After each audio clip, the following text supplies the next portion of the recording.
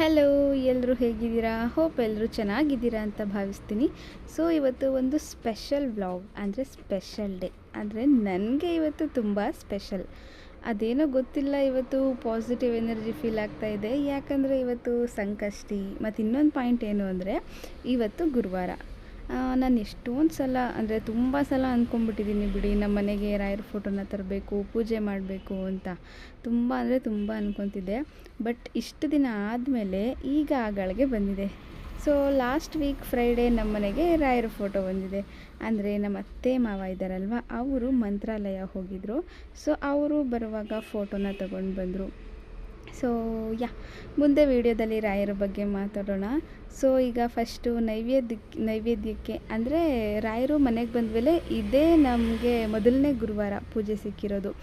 ಅದಕ್ಕೆ ಇವತ್ತು ನೈವೇದ್ಯಕ್ಕೆ ಮತ್ತು ಸಂಕಷ್ಟಿ ಬೇರೆ ಇದೆಯಲ್ವಾ, ಅದಕ್ಕೆ ಏನಾದರೂ ಸ್ಪೆಷಲಾಗಿ ಮಾಡೋಣ ಅಂತ ಹೇಳಿಬಿಟ್ಟು ಈ ಸೀಸನ್ ಸ್ಪೆಷಲ್ ಮ್ಯಾಂಗೋ ತುಂಬ ಇತ್ತು ಮನೆಯಲ್ಲಿ. ಹಾಗಾಗಿ ಇದರಿಂದನೇ ಒಂದು ಸ್ವೀಟ್ ಡೆಸರ್ಟ್ನ ಮಾಡೋಣ ಅಂತ. ಹಾಗೆ ಗಣೇಶನಿಗೂ ಕೂಡ ಮ್ಯಾಚ್ ಮಾಡಬೇಕಲ್ವ, ಹಾಗಾಗಿ ಕಡುಬು ಟೈಪ್ ಮಾಡೋಣ ಅಂತ ಅಂದ್ಕೊಂಡು ಈ ರೆಸಿಪಿನ ಟ್ರೈ ಮಾಡ್ತಾಯಿದ್ದೀನಿ. ಮೊದಲಿಗೆ ನಾನು ಏನು ಮಾಡಿದ್ದೀನಿ ಅಂದರೆ 3 ಮಾವಿನ ಹಣ್ಣನ್ನು ನೀಟಾಗಿ ವಾಶ್ ಮಾಡಿಕೊಂಡು ಒಳಗಿರೋ ಹಣ್ಣನ್ನೆಲ್ಲ ಒಂದು ಮಿಕ್ಸಿ ಜಾರ್ಗೆ ಹಾಕ್ಕೊಂಡಿದ್ದೀನಿ. ಅದಕ್ಕೇ 3 ಟೇಬಲ್ ಸ್ಪೂನ್ ಅಕ್ಕಿ ಹಿಟ್ಟನ್ನು ಹಾಕ್ಕೊಂಡು ಸ್ವಲ್ಪ ಚಿಟಿಕೆ ಉಪ್ಪನ್ನು ಹಾಕ್ಕೊಂಡು ಗ್ರೈಂಡ್ ಮಾಡಿ ಎತ್ತಿಟ್ಕೊಂಡಿದ್ದೀನಿ.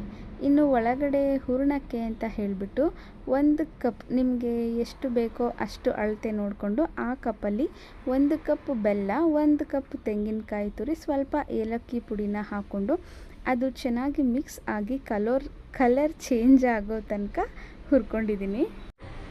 ತುಂಬ ಅಂದರೆ ತುಂಬ ಈಸಿ ಇದೆ ಈ ಡೆಸರ್ಟು. 30 ಮಿನಿಟ್ಸಲ್ಲೆಲ್ಲ ಸ್ವೀಟ್ ರೆಡಿ ಆಗೋಗ್ಬಿಟ್ಟಿರುತ್ತೆ. ಮ್ಯಾಂಗೋ ಸೀಸನ್ ಮುಗಿಯೋದ್ರೊಳಗಡೆ ನೀವು ಕೂಡ ಒಂದ್ಸಲ ಟ್ರೈ ಮಾಡಿ ನೋಡಿ. ಈ ಕನ್ಸಿಸ್ಟೆನ್ಸಿ ಬರೋವರೆಗೂ ಮಿಕ್ಸ್ ಮಾಡ್ತಾನೇ ಇರಿ. ಕೈ ಬಿಡ್ದಲೇ ಮಿಕ್ಸ್ ಮಾಡ್ತಾನೇ ಇರಬೇಕು, ಇಲ್ಲಾಂದರೆ ತಳ ಹಿಡಿದ್ಬಿಡುತ್ತೆ, ಬೆಲ್ಲ ಹಾಕಿರ್ತೀವಿ ಅಲ್ವಾ. ಹಾಗಾಗಿ 1-2-3 ಬಾಳೆ ಎಲೆನ ತಗೊಂಡು ಅದನ್ನು ನೀಟಾಗಿ ವಾಶ್ ಮಾಡಿ ಇಟ್ಕೊಂಡು, ಅದಕ್ಕೆ ನಮಗೆ ಯಾವ ಸೈಜ್ ಬೇಕೋ ಚಿಕ್ಕದಾಗಿ ಬಾಕ್ಸ್ ಟೈಪ್ ಪೀಸ್ನ ಮಾಡಿಕೊಂಡು ಅದನ್ನು ನೀಟಾಗಿ ವಾಶ್ ಮಾಡಿಕೊಂಡು ಅದಕ್ಕೆ ನಾನು ತುಪ್ಪನ ಸವರ್ಕೊಳ್ತಾ ಇದ್ದೀನಿ. ಎಲ್ಲದಕ್ಕೂ ತುಪ್ಪನ ಸವರ್ಕೊಂಡಾದ್ಮೇಲೆ ಮ್ಯಾಂಗೋಯಿಂದ ಮಿಕ್ಸಿ ಜಾರ್ಗೆ ಹಾಕ್ಕೊಂಡು ಗ್ರೈಂಡ್ ಮಾಡ್ಕೊಂಡಿದ್ವಲ್ಲ ಪೇಸ್ಟ್, ಅದನ್ನು ನಾವು ಒಂದೊಂದೇ ಬಾಳೆ ಎಲೆ ಮೇಲೆ ದೋಸೆ ಹಿಟ್ಟಿನ ಥರ ಸ್ಪ್ರೆಡ್ ಮಾಡಬೇಕು.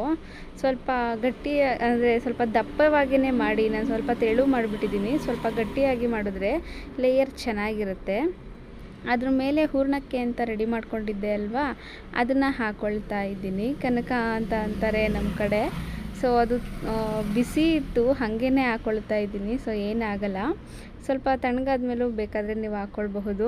ನನಗೆ ಪೂಜೆ ಮಾಡೋದಕ್ಕೆ ಟೈಮ್ ಆಗಿಬಿಡುತ್ತೆ ಅಂತ ಹೇಳ್ಬಿಟ್ಟು ನಾನು ಆರಿಸ್ದಲೇ ಹಾಗೇ ಸ್ಪ್ರೆಡ್ ಮಾಡ್ಕೊಳ್ತಾ ಇದ್ದೀನಿ. ಸೊ ವಿಡಿಯೋದಲ್ಲಿ ನೀವು ನೋಡ್ತಾ ಇದ್ದೀರಲ್ವಾ, ಆ ರೀತಿಯಾಗಿಯೇ ನೀವು ಈ ಬಾಳೆ ಎಲೆನ ಫೋಲ್ಡ್ ಮಾಡಿ ಎತ್ತಿಟ್ಕೊಳ್ಬೇಕಾಗುತ್ತೆ. ಮ್ಯಾಂಗೋನ ದೋಸೆ ಥರ ಸ್ಪ್ರೆಡ್ ಮಾಡುವಾಗಲೇ ಘಮ್ ಅಂತಿರುತ್ತೆ, ಇದ್ರ ಸ್ಮೆಲ್ಲು ತುಂಬ ಚೆನ್ನಾಗಿರುತ್ತೆ. ಸೊ ನೆಕ್ಸ್ಟ್ ಲಾಸ್ಟ್ ಪಾರ್ಟ್ ಏನು ಅಂತ ಹೇಳಿದ್ರೆ, ನೀವು ಇಡ್ಲಿ ಮಾಡ್ತೀರಲ್ಲ ಪಾತ್ರೆ, ಇಡ್ಲಿನ ಹೇಗೆ ಬೇಯೋದಕ್ಕಿಡ್ತೀರೋ ಅದೇ ಥರ ಇದನ್ನು ಕೂಡ ಬೇಯೋದಕ್ಕಿಡಬೇಕು.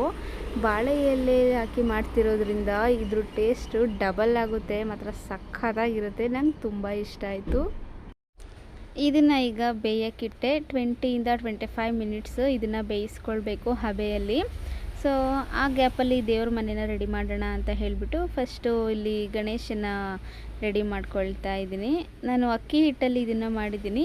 21 ಗರಿಕೆ ಹುಲ್ಲನ್ನು ನೀಟಾಗಿ ತೊಳೆದ್ಬಿಟ್ಟು ಇದಕ್ಕೆ ಸಿಗಿಸ್ಕೊಂಡು ರೆಡಿ ಮಾಡಿಬಿಟ್ಟು ದೇವ್ರ ಮನೆಗೆ ತಗೊಂಡೋಗಿ ರೆಡಿ ಮಾಡ್ತಾ ಇದ್ದೀನಿ.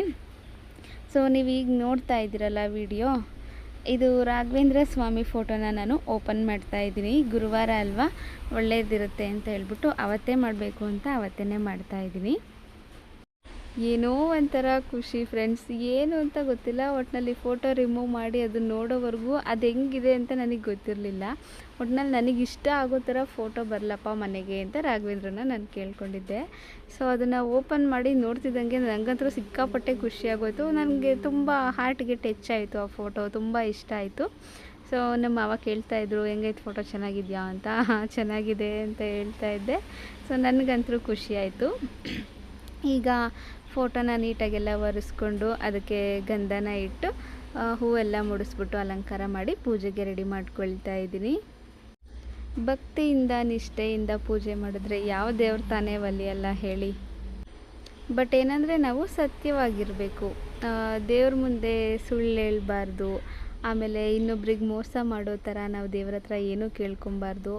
ಇನ್ನೊಬ್ರಿಗೆ ಒಳ್ಳೇದಾಗಬೇಕು, ನಮ್ಗೆ ಒಳ್ಳೇದಾಗಬೇಕು, ಒಳ್ಳೆ ರೀತಿಲಿ ನಡಿಬೇಕು. ಆಗ ದೇವ್ರು ಖಂಡಿತವಾಗ್ಲೂ ಒಲಿತಾನೆ, ನಮ್ಗೆ ಒಳ್ಳೇದಾಗೇ ಆಗುತ್ತೆ.